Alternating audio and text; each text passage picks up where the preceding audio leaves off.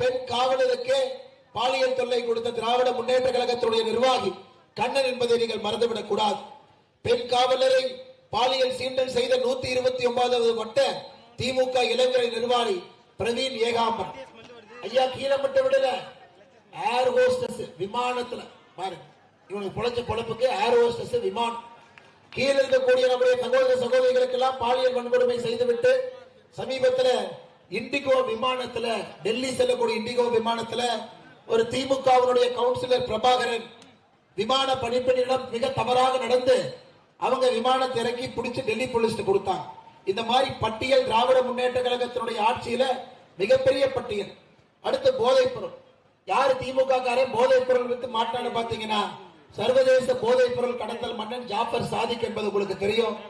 ஒரு திமுக காரன் குவாலிட்டி நல்லா இருக்கணுங்கிறதுக்காக வீட்டிலேயே போதைப் பொருள் தயாரித்து மாற்றிய நிர்வாகியினுடைய மகன் கிஷோர், போதை மாத்திரை விற்பனை செய்த திராவிட முன்னேற்ற கழகம் 53வது வட்ட வர்த்தக அமைப்பாளர் பாபு.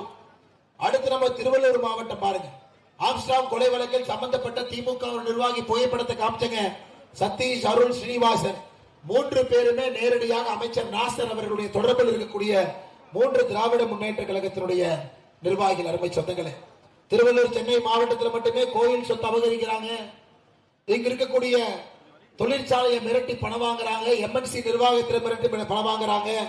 திருவள்ளூர்ல 50 லட்சம் மதிப்பிலான மின் வயர்களை திருடிய திமுக இளைஞரணி அமைப்பாளர் ஆண்ட்ரூஸ் ஐயா நாசர்ல இருந்து ஆரம்பித்து திமுகவுடைய கடைசி நிர்வாகி வரை எல்லோரும் கொள்ளையடிப்பது, கொலை செய்வது, மக்களை சுரண்டுவது, சட்டமன்றத்தில் ஒரு கேள்வி கூட கேட்காம 5 ஆண்டு காலத்தையும் இந்த உறுப்பினர் ஓட்டியிருக்கின்றார் என்பதை நீங்கள் மறந்துவிடக் கூடாது. அருமை சொந்தங்களே, கடந்த 5 ஆண்டுகள திராவிட முன்னேற்ற கழகத்தினுடைய ஆட்சியில பெண்களுக்கு எதிரான பாலியல் வன்கொடுமையை ஒரு முறை யோசித்து பாருங்க. 8008 படுகொலைகள், 2080 கற்பழிப்பு வழக்குகள், 18 வயசுக்கு இருக்கக்கூடிய குழந்தைகள் மீது தொடுக்கப்பட்ட தாக்குதல் மட்டுமே போக்சோ சட்டத்தில் 39,900. இதெல்லாம் ஒரு முறை நினைச்சு பாருங்க. நம்முடைய வாக்கை திராவிட முன்னேற்ற கழகத்திற்கு எந்த நேரத்திலும் எப்பொழுதும் நாம் செலுத்தக்கூடாது. அருமை சொந்தங்களே, அதுவும் ஆவணி நாசர் போன்ற ஒரு மோசமான ஒரு சட்டமன்ற உறுப்பினருக்கு, ஒரு மோசமான அமைச்சருக்கு, ஒரு மோசமான ஒரு வேட்பாளருக்கு உங்களுடைய ஒரு வாக்கை நீங்க செலுத்தக்கூடாது. அன்பு சொந்தங்கள், பாராளுமன்றத்தில் சகோதரிகளுக்கு 33% இடஒதுக்கீடு, உங்களுடைய குரல் எல்லாம் பாராளுமன்றத்தில் ஒழிக்க வேண்டும் என்று பாரத பிரதமர் விரும்பினார். அதற்காக ஒரு அரசியல் திருத்த சட்ட மசோதாவை கொண்டு வந்தார். தமிழகத்துடைய எம்பிக்களுடைய எண்ணிக்கை 39 59 உயர்த்தினார். விகிதாச்சார அடிப்படையில் தமிழகத்திற்கோ தென்னிந்திய மாநிலத்திற்கோ யாருக்கும் பிரச்சனை இல்லாத அளவுக்கு அந்த மசோதாவை கொண்டு வந்தும் கூட திராவிட முன்னேற்ற கழகமும் காங்கிரசும் இணைந்து அந்த மசோதாவை தோற்கடித்திருக்கின்றார்கள். அருமை சொந்தங்களே, அதனால தாய்மார்களே, சகோதரிகளே, ஆவடியில் இருக்கக்கூடிய பெருங்குடி மக்களே, இந்த வாய்ப்பை உங்களுக்கு ஏப்ரல் 23ஆம் தேதி அது உங்களுக்கான வாய்ப்பு. எப்படி பாராளுமன்றத்தில் உங்களுக்கு எதிரான இந்த சட்டத்துக்கு எதிராக வாக்களித்தார்களோ, ஏப்ரல் 23ஆம் தேதி நீங்க காங்கிரசுக்கு எதிராக, திராவிட முன்னேற்ற கழகத்துக்கு எதிராக நீங்கள் வாக்களிக்க வேண்டும். காரணம், உங்களுடைய குரலை நசுக்க முயற்சித்த திராவிட முன்னேற்ற கழகத்திற்கு எப்பொழுதும் உங்களுடைய ஒரு வாக்கையும் கூட நீங்கள் கொடுக்க கூடாது என்று அன்போடு கேட்டுக்கொள்கின்றோம். அருமை சொந்தங்களை, சுட்டரிக்கின்ற சென்னை வெயில், கொளுத்துகின்ற சென்னை வெயில், காலையிலிருந்து நம்முடைய அன்பு வேட்பாளர் மஹிந்த ராஜசம் அவர்களுக்கு ஆதரவு தெரிவித்து, தாமரைக்கு ஆதரவு தெரிவித்து கூட்டணி கட்சியினுடைய எல்லா தலைவர்கள் தொண்டர்கள் இங்கே நின்று கொண்டிருக்கின்றனர். இது சாதாரண ஒரு கூட்டம் இல்லைங்க. இந்த வெயில்ல கூட நீங்க நிக்கிறீங்கன்னா எந்த அளவுக்கு மாற்றம் வேண்டும் என்பதிலே உறுதியாக இருக்கின்றீர்கள்.